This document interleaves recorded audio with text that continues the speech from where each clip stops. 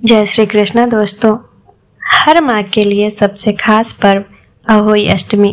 क्या आप जानना चाहती हैं कि कैसे केवल एक व्रत आपकी संतान को हर संकट से बचाकर उन्हें लंबी उम्र, उत्तम स्वास्थ्य और अपार सफलता का आशीर्वाद दे सकता है।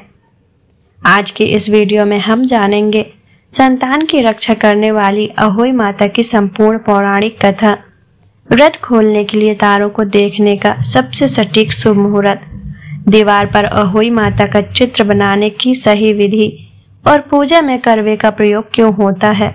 अगर आप अपनी संतान के लिए यह निर्जला व्रत रखती हैं तो पूजा की हर बारीकी और शुभ मुहूर्त जानने के लिए तैयार हो जाइए। हिंदू धर्म में सभी त्योहारों का विशेष महत्व है। ऐसा ही एक त्योहार है अहोई अष्टमी व्रत। हर वर्ष कार्तिक मास के कृष्ण पक्ष की अष्टमी तिथि को अहोई अष्टमी का त्योहार मनाया जाता है। अहोई अष्टमी का व्रत माताएं अपनी संतान की लंबी आयु और सुख समृद्धि के लिए करती हैं। यह व्रत करवा चौथ के 4 दिन बाद रखा जाता है और कहा जाता है कि इस दिन से दिवाली की शुरुआत भी हो जाती है। इस दिन महिलाएं पूरे दिन निर्जला उपवास रखती हैं और अपनी संतान की लंबी आयु के लिए मंगल कामना करती हैं। अहोई अष्टमी के दिन अहोई देवी के साथ सेई और सेई के बच्चों की पूजा का विधान है।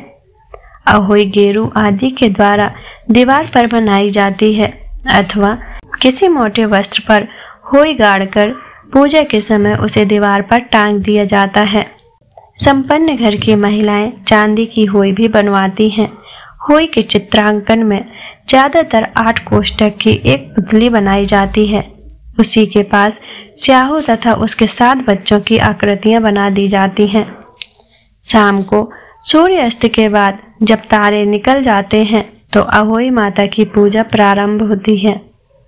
सबसे पहले जमीन को साफ करके पूजा की चौकी बनाई जाती है।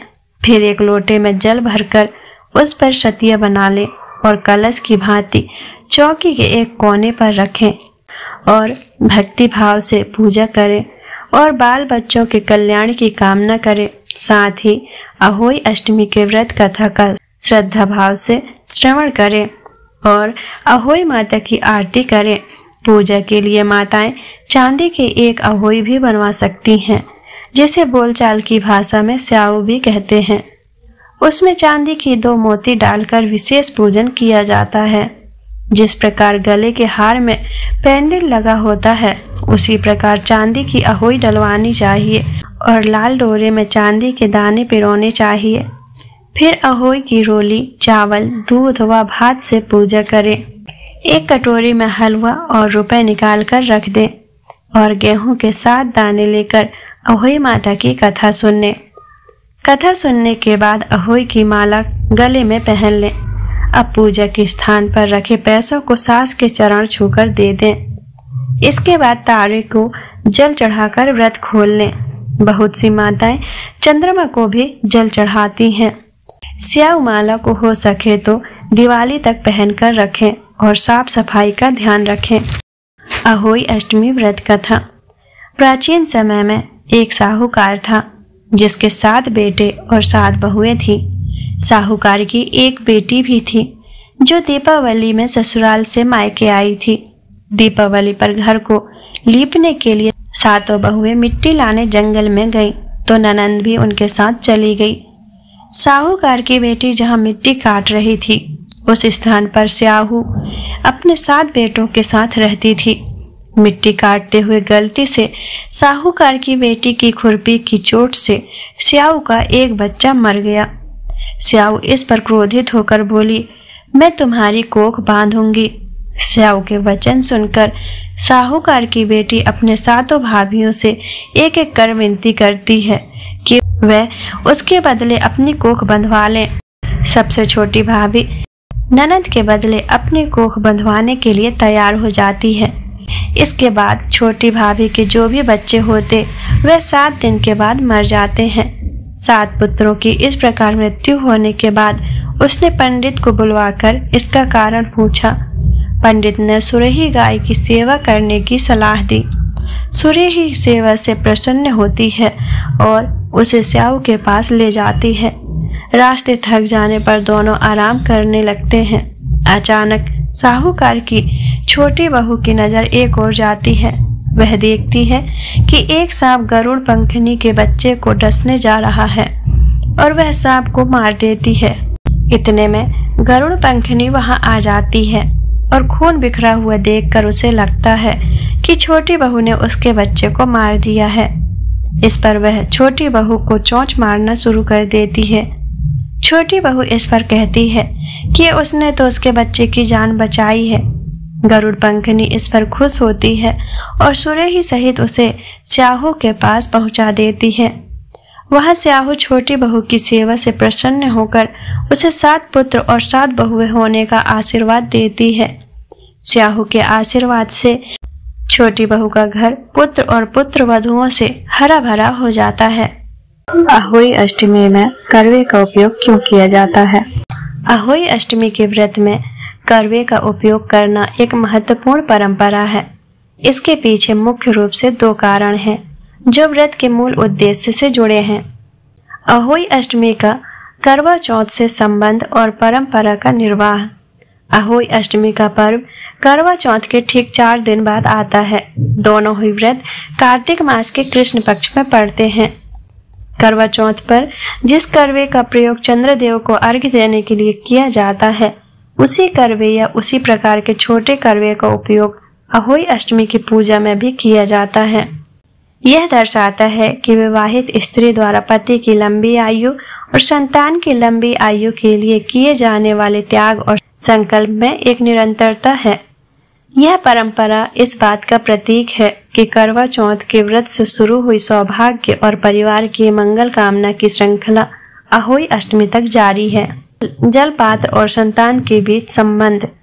अहोई अष्टमी का व्रत संतान की सलामती के लिए रखा जाता है। करवा और जल संतान के जीवन और स्वास्थ्य का प्रतीक होते हैं। जल को जीवन का प्रतीक माना जाता है। करवे में जल भरकर रखना यह दर्शाता है कि माँ अपने संतान के जीवन को सुरक्षित और भरा पूरा रखने की कामना कर रही है।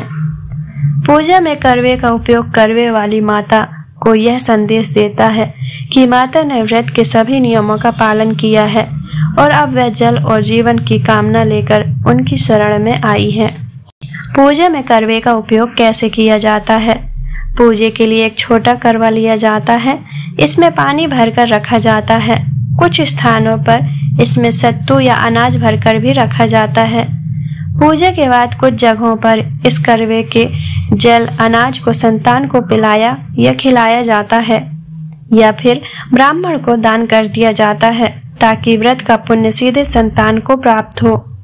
अहोई अष्टमी पर करवे का उपयोग संतान के जीवन की निरंतरता, स्वास्थ्य और मां के अटूट सौभाग्य तथा मंगल कामना का प्रतीक है। अहोई अष्टमी 2025 आपकी संतान की रक्षा, लंबी उम्र और खुशहाली के लिए रखा जाने वाला यह निर्जला व्रत 13 अक्टूबर सोमवार को है। अहोई अष्टमी की पूजा शाम को की जाती है। पूजा का शुभ मुहूर्त है शाम 5:53 से 7:08 तक। अष्टमी तिथि प्रारंभ है 13 अक्टूबर 12:24 से। अष्टमी तिथि का समापन 14 अक्टूबर 11:09 पर होगा। पूजा का शुभ मुहूर्त 5:53 से 7:08 तक रहेगा। आपको पूजा करने के लिए 1 घंटा 13 मिनट का समय मिलेगा। तारों को देखने का समय 6:28 पर। तो यह थी अहोई अष्टमी व्रत की संपूर्ण कथा, पूजा विधि और शुभ मुहूर्त। हमें उम्मीद है कि अब आप पूर्ण श्रद्धा और सही विधि से यह व्रत संपन्न करेंगी और आपकी संतान को अहोई माता का स्थायी सुरक्षा कवच प्राप्त होगा। अगर इस वीडियो से आपको पूजा की सही जानकारी मिली है और आपका व्रत सफल हुआ है तो इसे लाइक करें। इस महत्वपूर्ण जानकारी को अन्य माताओं के साथ शेयर करें ताकि सभी को इसका लाभ मिल सके।